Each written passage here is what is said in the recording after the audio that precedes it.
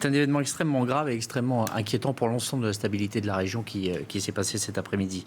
Évidemment, il y a l'ampleur du dégât qui est terrifiant, mais il y a aussi le fait que la Turquie n'avait pas connu d'attentat de cette ampleur depuis 1982 et qu'aujourd'hui, à l'heure où nous parlons, la Turquie est un pays extrêmement fragile, prêt à basculer dans le vide. Il est fragile politiquement parce qu'il y a eu des élections en juillet et que le président Erdogan, qui dirige le parti islamiste modéré, n'est pas parvenu à avoir la majorité absolue, ce qui était le cas depuis quasiment 15 ans. Et comme il n'est pas parvenu, et qu'aucune alliance n'était possible à ses yeux, eh bien, il retente le jeu des élections pour y parvenir. Donc en gros, quand les élections ne fonctionnent pas comme il le souhaite, il en réorganise à nouveau. Ce qui est un signal pour la démocratie turque extrêmement négatif qui a été envoyé.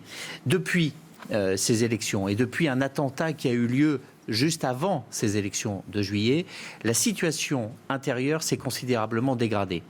Les Kurdes, qui revendiquent un État à l'intérieur de la Turquie, qui sont dirigés pour leur aile la plus radicale derrière un parti qui s'appelle le PKK, le Parti des travailleurs kurdes, dirigé par un homme qui est aujourd'hui en prison qui s'appelle Öcalan.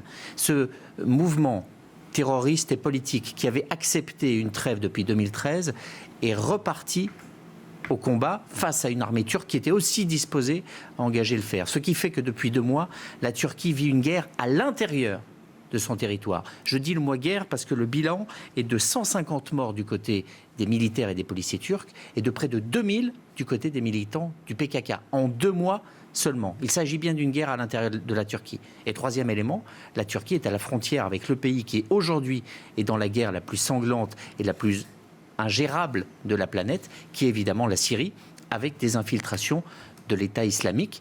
L'attentat dont je vous parlais de juillet a été plus ou moins revendiqué par l'État islamique. C'est tout cet amalgame de choses avec la perspective d'une élection qui rend cette situation incroyablement inquiétante. Merci.